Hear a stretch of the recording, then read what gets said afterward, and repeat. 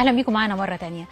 زي ما تابعنا التقرير دلوقتي ان الاغلبيه الحقيقه مش بتقول ان الماده تتلغي، ولكن يتعمل عليها ضوابط على نسبه العمال والفلاحين في مجلس الشعب. الفلاحين والعمال هم الفئه الاهم، الفئه اللي يجب الالتفات ليها في البدايه وفي النهايه وفي الجميع في طول المشوار. هي جزء من الشعب مهم جدا جدا، وبوجودهم الشعب ده بيعيش، الشعب ده بياكل، الشعب ده بيلبس. يعني هي دي الناس اللي احنا معتمدين عليها في حياتنا اليوميه. عندما اثير اثير الغاء نسبه العمال والفلاحين 50% عمال وفلاحين في مجلس الشعب، صار جدل كبير جدا بين مؤيد ومعارض كالعاده. يعني في شؤوننا جميعا بقالنا سنتين دلوقتي، داخلين على سنتين، ان احنا كل حاجه بيثار حواليها جدل لانها كلها حاجات مهمه. ولكن من متابعتنا للتقرير دلوقتي احنا حسينا ان هي مش مساله الغاء او عدم الغاء، ولكن وضع ضوابط لمن يتقدموا للترشح لمجلس الشعب من خلال هذه الفئه. زي ما سمعنا وزي ما انا عرفت، لان انا ما كنتش على علم شديد بهذا الموضوع، عرفت ان هو في مثلا ناس مش اصحاب اراضي ولا هم مزارعين ولا هم يعني مش فلاحين موجودين في الارض، ولكن يدعوا او يشتروا ارض عشان يبقى هو من خلال الارض دي يقدر يرشح نفسه في نسبه العمال والفلاحين قدام مرشح هو ما كانش هيقدر مثلا يتغلب عليه بطريقه اخرى، فيدخل من خلال هذه الزاويه. كذلك العمال، ان كان في ناس بتغير في بطايقها وتدعي ان هم عمال علشان يدخلوا مجلس الشعب من خلال هذه الزاويه. ده يتقنن، ممكن يتقنن ولا لا؟ نسبه العمال والفلاحين لو تم الغائها ايه البديل ليها؟ ازاي نحط ضوابط؟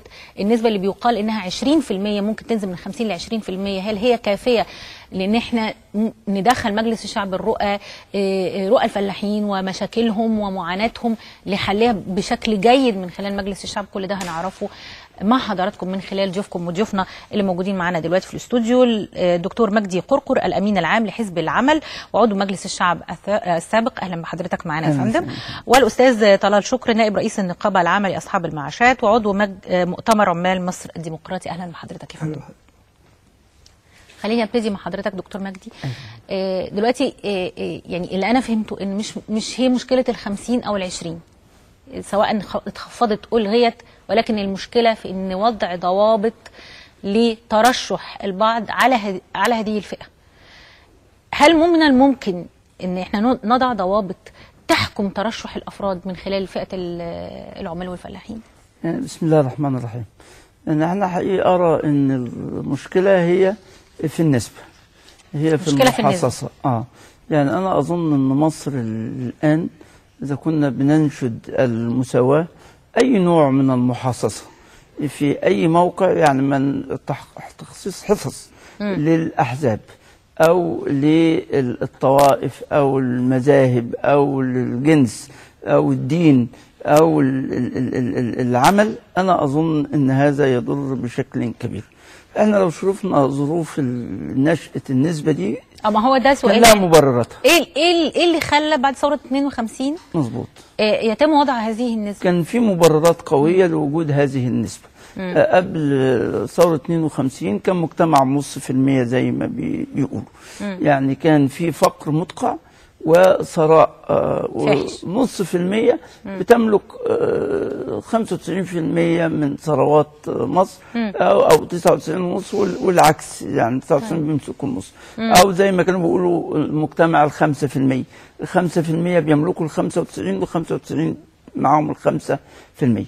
فكان هذا الفقر المدقع وهذا التدني في المستوى الاجتماعي والاقتصادي للفلاحين والعمال مع غياب الطبقة الوسطى يجعل منافستهم للإقطاع ورجال الأعمال من الصعوبة يعني تم وضعها علشان عشان يتم إظهار هذه الفئة من الناس في الحياة الاقتصادية والسياسية لمصر. ما كانش فيه الطبقة الوسطى. الطبقة الوسطى دي من طبيعتها أنها بتبقى أبناء العمال والفلاحين اللي بتتاح لهم فرصة التعليم قبل الثوره ما كانش اللي ظهرت بعد الثوره، اللي ظهرت بعد الثوره بعد مجانيه التعليم. من اهم انجازات ثوره يوليو وجود هذه الطبقه اللي حافظت على استقرار توازن المجتمع اللي اغلبنا واغلب المجتمع بينتمي ليها، اللي هم اولاد العمال. طب خليني اسال حضرتك سؤال تاني، هل تم وضع هذه النسبه او اقتراح هذه النسبه عشان تكون لمده معينه؟ ما هو طبعا دائما النسب بتبقى موجوده لمده معينه كنوع من الدعم، وبعد كده يتم اطلاق يعتمدوا على نفسهم ويقدروا يبقى لهم صوت في البرلمان. طيب. الواقع اثبت غير هذا للاسف الشديد.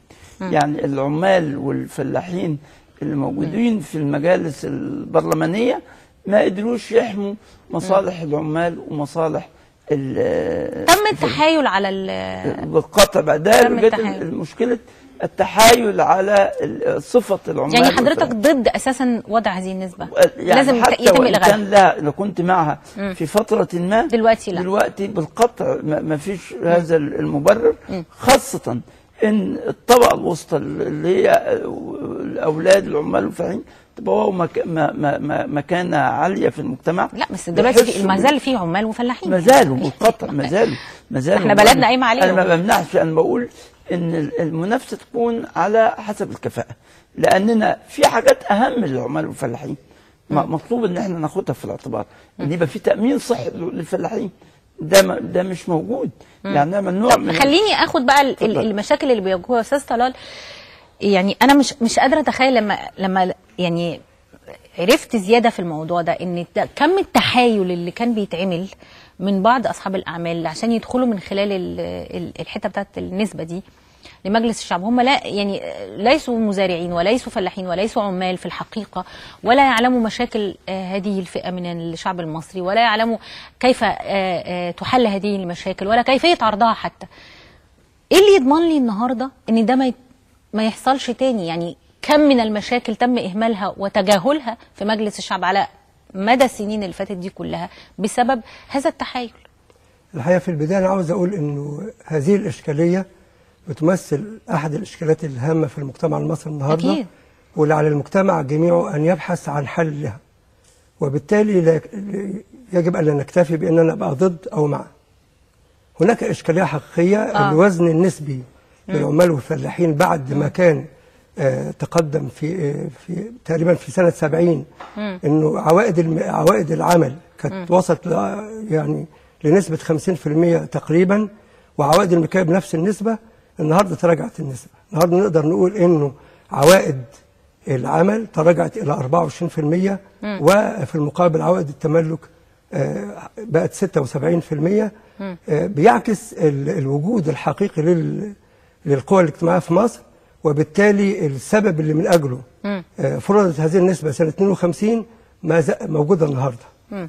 ومع ذلك أنا طبعا كلام حضرتك قلتيه ده صحيح، أنه خلال الفترة السابقة وفي ظل النظام الاستبدادي تم التحايل على صفة العامل والفلاح، ولقينا اللي هو الفلاح المجرد أنه يمتلك بضعة أفدنة يقدر يجيب بطاقة حيازة ويترشح.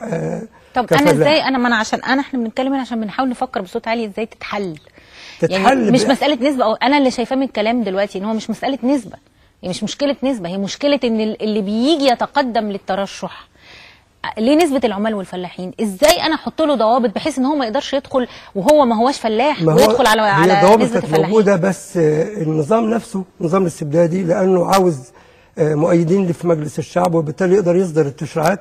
الهدف من وجود النسبة أن يكون هناك ممثلين حقيقيين للعمال والفلاحين يقدروا يأثروا في التشريعات القائمة. إزاي أضمن ده بقى؟ طوال الفترة اللي فاتت كافة التشريعات صدرت ضد العمال وضد الفلاحين، مما يعكس أنه لم يكن هناك تواجد لهاتين الفئتين. لا احنا دلوقتي بنعمل دستور جديد وبالتالي أنا مجرد أن أنا أفكر في إلغاء النسبة دون البحث عن بدائل أخرى. ما هو الحديث عن وضع ضوابط أهو. وبالتالي ما لم تطلق الحريات النقابية وحق المصريين جميعا في إنشاء منظماتهم النقابية دون قيد أو شرط، وأيضا حق العمال والفلاحين في إنشاء أحزابهم السياسية، لا يمكن إلغاء نسبة العمال والفلاحين، بل وإعمال ضوابط حقيقية بتقول إنه اللي يجب أن يرشح نفسه كعامل لازم تبقى مهنته الأساسية الزراعة، إنه فلاح في بطاقته، وأيضا العامل يبقى عامل بأجر وليس له أي دخل آخر من غير وظيفته. والعمال بأجر هم كافة العاملين بصرف النظر عن نوعيتهم. احنا يعني ما لم زي ما قلت لحضرتك يبقى فيه بحث عن حلول لزيادة الوزن النسبي للعمال والفلاحين، بالتالي قدرتهم على التأثير في التشريعات، يبقى احنا إزاء ظلم من واستغلال هيتواصل للأبد بالنسبة لهاتين الفئتين اللي حضرتك قلت في البداية ان هم بيشكلوا جوهر المجتمع المصري والإنتاج الصناعي والإنتاج الزراعي. دكتور مجدي، الحديث عن انه مفيش في دول العالم، في دساتير العالم يعني حاجه اسمها نسبه للعمال والفلاحين، لا 50 ولا غير 50، وان هي مش موجوده. والاستاذ طلال هنا بيقول ان ما لم تفعل النقابات الخاصه بالعمال والفلاحين ويقدروا يعملوا احزابهم الخاصه بيهم ويترشحوا من خلال هذه الاحزاب، فلن يتم حل هذه المشكله. حضرتك شايف ان ده المخرج ولا في مجتمع وليست مشكله العمال والفلاحين؟ انا بقول برضو كمان ما لم تفعل استقلاليه النقابات يعني حضرتك متفق على موضوع النقابات؟ حتى النقابات المهنيه بقى مش العماليه فقط، مش بس يبقى ما فيش استقلاليه. انا بقول ان حتى هذا التحايل جديد، يعني الخمسينات والستينات لم يكن هناك تحايل على العمال والفلاحين، ورغم هذا مرت التشريعات التي تعرف تعريف خاطئ للعمال والفلاحين. في السبعينات والثمانينات والتسعينات ابتدى مع وجود العمال تم خصخصة القطاع العام. صحيح. وتم تسريح العمال وما قدروش يعني. طب دكتور مجدي، خليني ارجع لحاجه مهمه جدا برضو احنا ما اتكلمناش فيها، وهي تمثيل العمال والفلاحين في تاسيس الدستور. مظبوط. هل هم ممثلين بشكل جيد في الجمعيه التاسيسيه ام لا؟ يعني واللي موجودين دول معبرين فعلا عن الفلاحين اللي على الارض والعمال اللي في المصانع ولا لا؟ ولا هم برضو الناس اللي دخلوا مجلس الشعب من خلال التحايل؟ انا بتفق مع حضرتك في دي 100%. انا بقول رغم ان انا مش مع نسبه العمال والفلاحين، لكن انا بقول ان العمال والفلاحين ومجلس الشورى اللي تم استحداثه دول جم باستفتاء شعبي تحديدا لمجلس الشورى، وانا كان رايي ان دي كانت تدخل في استفتاء مارس 2011. يعني انا لما احب الغي نسبه العمال والفلاحين ما اقدرش اقول ان ال100 بتوع الجمعيه التاسيسيه هم اللي قرروا ان نسبه العمال والفلاحين تتلغى او تستمر، رغم ان انا مع الغائها وان الجمعيه التاسيسيه الاتجاه العام مع الغائها، لكن انا بقول دي من الاهميه انها تطرح على استفتاء شعبي والعمال، بس يبقى فيه نوع من الحوار المجتمعي مع الرأي العام عشان الناس لما تحب يعني حضرتك شايف ان التمثيل غير موجود، ده التمثيل في الجمعيه التاسيسيه غير موجود ام غير كافي؟ بغض النظر موجود او لا يعبر عن لا يعبر، وبالتالي افضل ان حتى قرار الغاء مجلس الشورى او استمراره وتحويله لمجلس الشيوخ، انا اظن ان دي مش من البساطه انها تتحط ضمن مواد الدستور ونوافق عليه كله على بعضه. يعني طب خلينا ناخد راي يعني الحقيقه ضيف كان نتمنى ان هو يبقى موجود معانا، الاستاذ عضو مجلس الشعب السابق البدري فرغلي. استاذ فرغلي اهلا بيك معانا. ايوه اهلا بيكي. اهلا بيك يا فندم. دلوقتي يعني احنا عايزين نعرف، ولو ان احنا عارفين رايك، بس عايزه اعرف وجهه نظرك في قضيه الغاء النسبه الخاصه بالعمال والفلاحين في مجلس الشعب، سواء كانت 50 او 20 ايا كانت هي موجوده ازاي، بس حضرتك معاها مع الالغاء ام ضده؟ لا انا ضد الالغاء. ليه؟ اولا احزاب رجال الاعمال، كل الاحزاب في مصر هي بتمثل احزاب رجال الاعمال، الا العمال المصريين محظور عليهم انشاء حزب باسم العمال المصريين. الاحزاب الطبقيه ممنوعه في مصر. اسالي الساده الضيوف قدامك، هل مسموح باقامه حزب للعمال؟ لا هم بيقولوا لا برضو على فكره، بس لا ما هم بيقولوا لا. اذا هؤلاء الناس بيمنعوا العمال ان يكون لهم حزب ويلغوا نسبه العمال. هؤلاء الناس يريدون تحويل العمال المصريين وهم متحولين اصلا الى عبيد لهؤلاء الساده. ولكن الابقاء استاذ فرغلي، الابقاء على هذه النسبه بحالها كده زي ما هي من غير وضع ضوابط ليها، لا يتم تمثيل الفلاحين في المجلس بأي حال. نحن نمثل 80% من الشعب المصري. انا بتكلم في مجلس الشعب، لا يعني في تحايل بيحدث لدخول أيوة. بعض الاعضاء، في تحايل صحيح. طيب يبقى الخطأ في القانون، يعدلوا القانون، ينظموا القانون، لكن ان يلغوا النسبة ويلغونا كمان من حقنا في حزب العمال، يعني هم عايزين ابادة سياسية للعمال. طب هل تخفيضها؟ يعلنوا ان ده حكم عبودي. هذا الدستور اذا نزل وخلى من نسبة العمال، احنا هنقول لا للدستور، وهنقول لا لدستور لرجال الاعمال، واحنا هنفقد الدستور. احنا 80% من الشعب المصري. ليه هم عايزيننا نبقى عبيد؟ وليه يبقى هم السادة؟ لماذا؟ يمنعونا من احزاب العمال ليه؟ إذا تم يمنعوا حزب للعمال ليه؟ إذا تم وضع ضوابط أستاذ فرغلي، إذا تم وضع ضوابط لدخول أو ترشح العمال والفلاحين لمجلس الشعب، مع يعني لو ألغينا النسبة أو خفضناها ووضعنا ضوابط لهذا الدخول، أليس هذا كافي؟ يمنعوا دخول المتسللين بين صفوف العمال والفلاحين. أنا موافق على عدم التسلل بين العمال والفلاحين، لان الفلاحين اغتصبت مقاعدهم من اللواءات. الجنرالات حصل على مقاعد الفلاحين، ورجال الاعمال اغتصبوا مقاعد العمال. نحن نريد توصيف جديد لتسمية العمال الفلاحين. اذا الخطأ في التطبيق، الخطأ في القانون، وليس الخطأ في الدستور اللي حمى العمال والفلاحين. استاذ البدري فرغلي، عضو مجلس الشعب السابق، انا بشكر حضرتك جدا على مداخلتك معنا. زي ما سمعنا ان يعني استاذ فرغلي ليه وجهه نظر، وانا بيتهيألي انها لا تختلف عن وجهه نظرك، وهي تفعيل النقابات، السماح بانشاء احزاب للعمال والفلاحين او للفئات المختلفه من الشعب، يعني تمثل الفئات المختلفه، رفع هذه القيود. لكن برضو هنا احنا يعني قيود على يا استاذ طلال، قيود على انشاء احزاب. لا انا ما اقدرش اقول يعني باللفظ، بالمعنى اللفظي في قيد ان انا اعمل حزب للفلاحين. ايه هو؟ 100% فلاحين. ما ينفعش ان انا اعمل احزاب على اساس فئوي. لكن انا لو انا عملت حزب ببرنامج ينتصر للفلاحين، هيبقى في 80-90% من الفلاحين لا يمنعوا قانون الاحزاب. لا يمنعوا. وبعدين انا بقول مثلا لو جينا دايره زي شبرا الخيمه او المحله، المفروض الغالبيه. طب انا عايزه، لا معلش، انا عايزه ارجع لنقطه ممنوع دي. يعني ايه؟ لا مش ممنوع. يعني ممنوع ان المراه مثلا تعمل حزب نسوي، يبقى 100% من النساء وممنوع للرجال. احنا عندنا ده قانون. الاحزاب بيقول كده، قانون الاحزاب بيقول كده. قانون الاحزاب بيقول ان انا كست انا ما اقدرش اعمل. لا، يمنع قيام حزب على اساس من الجنس او الطائفه او الدين. طب ما هو حزب النور يمثل جماعه دينيه. لا، ما بيقولش كده. ما بيقولش ان حزب، يعني لو واحد قبطي حب ينضم للمسيحي، يحب ينضم لحزب النور ورفض انضمامه، يبقى هذا يعاقب حزب النور. يعاقب وممكن يحل الحزب. حلو. لان يعني يبقى على اساس ديني. الفرق بين ان يبقى له اساس ديني او مرجعيته مرجعيه اسلاميه. معايا حضرتك؟ يعني حزب العمل محسوب على الاحزاب الاسلاميه، لكن بين صفوفنا اقباط مسيحيين.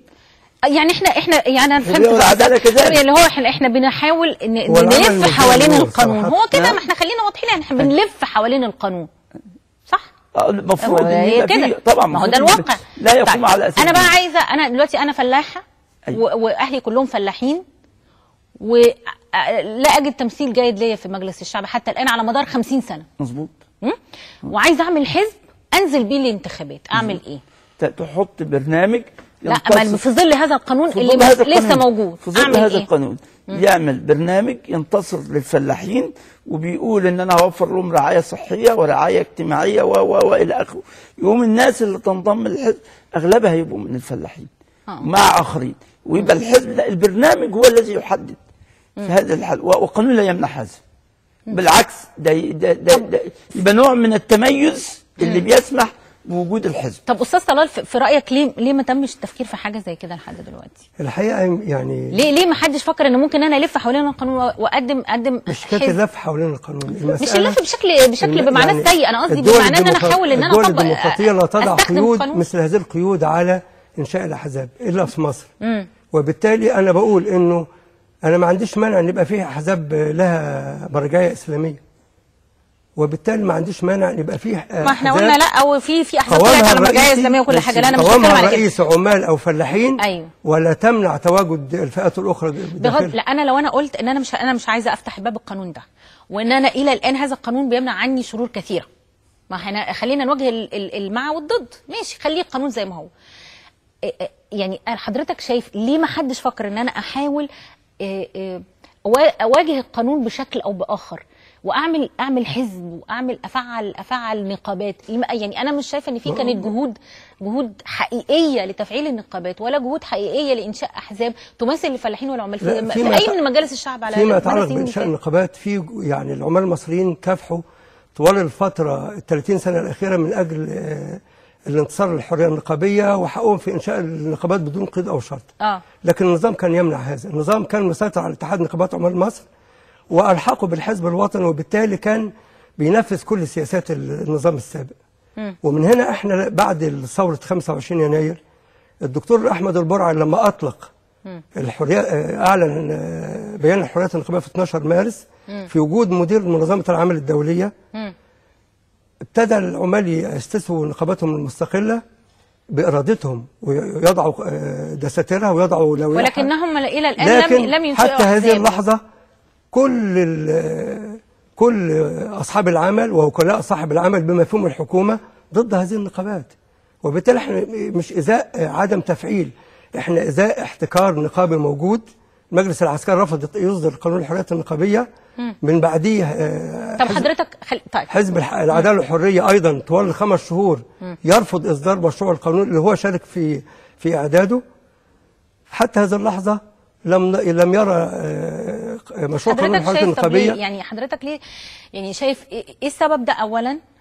وايه الحل بالنسبه للنقابات؟ يعني اذا كان في حل احنا شفناه من خلال انشاء احزاب مش لازم تكون صراحه فئويه او للفلاحين او كده، ولكن بشكل ما. خلينا نتكلم دلوقتي على النقابات. ايه حلها بقى؟ حلها ان يصدر فورا قانون الحريات النقابيه. ما صدرش، ايه الحل؟ يبقى في قيود، يبقى في تعسف. انا بدي لك يعني كل الاستقرار في مصر استاذه دينا لن يكون موجودا. يعني اللي كانوا بيفكروا يقول لك لجنه الحكماء وتجميد الاضرابات لمده سنه، انا عندي جمعيه بدون حصول العمال على حقوقهم الحقيقيه. يعني هل مجلس الشعب اللي تم حله، او يعني مش تم حله، تم ابطاله، مجلس الشعب اللي تم ابطاله ده برضه ما كانش فيه تمثيل مناسب يعبر عن العمال والفلاحين؟ صحيح، مظبوط، ما كانش مظبوط. الثقه للنسبه للعمال والفلاحين في المجالس الاخيره قليل جدا. ممكن انا يعني خليني انا اخد وجهه النظر الاخرى، يعني ممكن اقول ان انا مش لاقي يعني ما لقيتش مرشحين، او ما جاليش، ما شفتش جهود، او ما حدش دخل المعركه الانتخابيه بشكل جدي يمثل العمال والفلاحين. وبالتالي طب انا ذنبي ايه اذا كان ما هم في ناس بتدخل، في ناس ما بتدخلش، في ناس بتنجح، في ناس ما بتنجحش. قدره العمال والفلاحين يا استاذ دينا على الصرف على الدخول لمجلس الشعب منعدمه. ما عندهمش هذه القدره الماليه العاليه اللي من خلال احزاب معينه او اصحاب العمل زي ما قال الاستاذ بدري، رجال الاعمال اللي عندهم فلوس متلتله حققوها من خلال. يعني احنا نرجع تاني يعني طيب لو انا بحاول نفكر مع بعض، يعني لو دكتور مرسي او ايا كان رئيس الجمهوريه عين النسبه دي، سواء 25 20 50 ايا كانت، يعني عين النسبه دي من مجلس الشعب من العمال والفلاحين، ده حل؟ لا، التعيين مش حل. لا احنا عاوزين. لا، الحل موجود حضرتك. ايه؟ يعني انا بستاذن حضرتك يعني، وانا حقيقه انتقد الاحزاب الاشتراكيه، والاستاذ طلال اخ عزيز وفاضل، والاستاذ عبد الغفار شكر. التحالف الاشتراكي حزب معتبر ويقوم لاصلاح بعض نقاط الضعف في الاحزاب الاشتراكيه السابقه. أنا أظن دلوقتي الانتخابات كان فيها تلتين بالقيمة، كويس. اذا الحزب، الاحزاب اليسار اللي هي بتنتصر للضعفاء، وبالمناسبه الاحزاب الاسلاميه ايضا تنتصر للضعفاء، هم اللي لازم يحطوا نسبه معتبره على القوائم. وفي الحاله دي الحزب هو اللي بيدعم، مش مساله بقى يعني انا مش الانتخاب الفردي. انا فاهمه. يعني نسبه الفلاحين والعمال من خلال حزبي انا ايا كان هذا الحزب. هقول مثال سلبي. اتفضل. حزب التجمع اللي من 78 حزب عدى 3 وثلث قرن دلوقتي، كان بيقوم على الانتصار لطبقات الشعب العام او تحالف قوى الشعب العام. جاء في اواخر التسعينات عدل البرنامج السياسي للحزب وفتحوا على الواسع لكل الطبقات والفئات ورجال الاعمال. يعني كان عنده تميز انه بينتصر لهذه القوى الضعيفه، غير البرنامج بتاعه وخلاه واسع جدا، ثوب فضفاض ياخد الجميع. وبعدين حتى يعني تخلى عن الفلاحين في الازمه بتاعتهم في نهايه التسعينات، وجم لحزب العمل وهو محسوب على التيار الاسلامي وانتصر للفلاحين. المشكله فعلا ان العمال احيانا نتيجه ان لقمه العيش فعلا بتاخد اغلب وقتهم، ما بيدوش الوقت الكافي للعمل العام. انا هو ده الكلمه اللي انا عايزه اسمعها من الصبح. لا طبعا ان الجهود ليست كافيه. الجهود ليست كافيه ومن الفلاح كمان ومن ماشي. انا مش هنكر، ولكن صححوني اذا كنت انا غلطانه. انا حاسه ان الجهود ليست كافيه من العمال ومن الفلاحين. طبعا اصل العمال والفلاحين اللي بيقضوا معظم، يعني العمال نتيجه ضعف الاجور اللي بيطلع من عمل الى عمل الى عمل عشان يكافح احتياجات المعيشه لاسرته. كيف سيتبرع علشان انتخابات بتحتاج لملايين الجنيهات عشان تنجح نائب واحد؟ والاحزاب الاشتراكيه ايضا زي التحالف الشعبي الاشتراكي اللي هو تاسس في شهر 10 ولقى الانتخابات امامه، كان يجد صعوبه شديده في الانفاق على الدعايه الانتخابيه للقائمه بتاعته. من اين ياتي بالاموال؟ هذه اشكاليه كبيره في ظل اوضاع احنا مش قادرين، يعني مع قله الفلوس والتبرعات اللي لا خلينا نعترف. معلش استاذ طلال، يعني انا بتكلم هنا بصراحه. خلينا نعترف ان الدور، يعني احنا لو اتكلمنا عن الفلاحين وقلنا برضو ان هم ما كانوش ليهم نشاط واضح ونشاط فاعل للحصول على حقوقهم، يعني هم تركوا الدنيا تمشي زي ما تمشي. كمان العمال في النقابات، ايا كان الناس اللي بتحاول تصعد الى كرسي النقابه، ما كانش بيبقى فيه مقاومه خالص من هي النقابات تأسست بشكل حكومي. يعني خلينا في ناس بنت كوادرها، في ناس بنت كوادرها وفي ناس ما بنتش كوادرها. الاوضاع الكوادر ولا لا، يعني مش غلطه اللي بيسعى بقى. الكوادر النقابيه تبنى من خلال منظمات نقابيه مستقله وتمارس الديمقراطيه داخلها. انا بتكلم عن داخل النقابه يا فندم. ما هي داخل النقابه ما فيش نقابات تابعه للنظام. نقابات تابعه للنظام والحزب الوطني، ومع ذلك في ناس قدرت تنجح في النقابات. يعني المؤشرات في ناس قدرت تنجح في النقابات، في ناس قدرت تقعد على كراسي النقابات، وفي ناس قدرت يكون ليها كلمه وليها راي في النقابات في ظل النظام السابق. كراسي النقابات كان بيقعدوا عليها بشطب المرشحين وبالتحايل ما هم ما لقوش مقاومه. حضرتك كنت شايف ان في مقاومه؟ في مقاومه كان في يعني. اما يبقى العمال وحدهم خلال الفتره من 98 الى ديسمبر 2010 نظموا اكثر من 6000 احتجاج وعلموا كافه القوى الاخرى كيف تحتاج. ما هو ده السؤال الثاني، مش بس الاحتجاج. احنا دلوقتي قدام مشكله ما، وهي تمثيل الفلاحين والعمال في مجلس الشعب بجانب نشاطهم اللي المفروض يبقى واضح ومفروض يبقى مؤثر في النقابات. قلنا على موضوع الحزب وكيفيه ان احنا ممكن ننشئ حزب، ولكن احنا كمان محتاجين لتوعيه للعمال والفلاحين عشان يقدروا في فرصه طيبه الان اصبحت متاحه. يعني المؤشرات بتاعه الباب بتاع الحقوق والواجبات في الدستور بيجعل الجمعيات والروابط والنقابات تؤسس بمجرد الاخطار. يعني القيود اللي كانت موجوده قبل كده خلاص هتزال وفقا للدستور الجديد. وبالتالي العمال والفلاحين يستطيعوا الآن ان هم يعملوا النقابات الخاصة بهم والجمعيات بدون هيمنة الدولة زي ما كان حاصل قبل كده. فأظن دي فرصة طيبة. حزب زي حزب التحالف الاشتراكي فرصة الانتخابات اللي فاتت كانت ضيقة زي ما قال الأستاذ طلال، دلوقتي هيبقى معاه أكتر من سنة وشوية، دون شك إنه فرصته في المنافسة هتبقى افضل. وبرضه في فرصه لاحزاب اخرى، وبعدين بقول نتمنى انها تفتح بابها اذا كانت الاغلبيه الناخبين في ريف مصر وفي صعيد مصر من الفلاحين وفي المدن الصناعيه من العمال، هذه المناطق العماليه والفلاحيه يجب ان يكون فيها تركيز، والفلاحين هم اللي ينتخبوا فلاحين والعمال هم اللي ينتخبوا. ده دورهم خلينا نتفق ان ده دورهم. طبعا. للاسف فقرتنا خلصت. انا بشكركم جدا دكتور مجدي قرقر الامين العام لحزب العمل وعضو مجلس الشعب السابق، انا بشكر حضرتك وجودك معايا النهارده، والاستاذ طلال شكر نائب رئيس النقابه العامه لاصحاب المعاشات وعضو مؤتمر عمال مصر الديمقراطي، بشكر وجودك معايا النهارده. الحقيقه فقرتنا خلصت. الفقره الجايه لا تقل اهميه عن هذه الفقره، وهي قضيه قانون الطوارئ وحاله الطوارئ. هل تم إلغاء حالة الطوارئ ولكن قانون زي ما هو ده اللي احنا عرفناه؟ هل ممكن نعود لحالة الطوارئ مرة أخرى؟ احنا محتاجين هذه الحالة وإعادة تفعيل القانون وإعادة تطبيق القانون الطوارئ مرة أخرى بعد ما شمينا نفسنا. الناس قلقانة والناس عايزة تعرف ردود عن الأسئلة دي. هتلتقوا مع زميلي أحمد الصاوي وضيفيه الدكتور عبد الله المغازي أستاذ القانون الدستوري وعضو مجلس الشعب السابق، والأستاذ شريف الهلالي المدير التنفيذي للمؤسسة العربية للمجتمع المدني وحقوق الإنسان. بتمنى إن احنا نجاوب على تساؤلاتكم. أنا بالنسبة لي هسيبكم في رعاية وحفظ الله وسلام.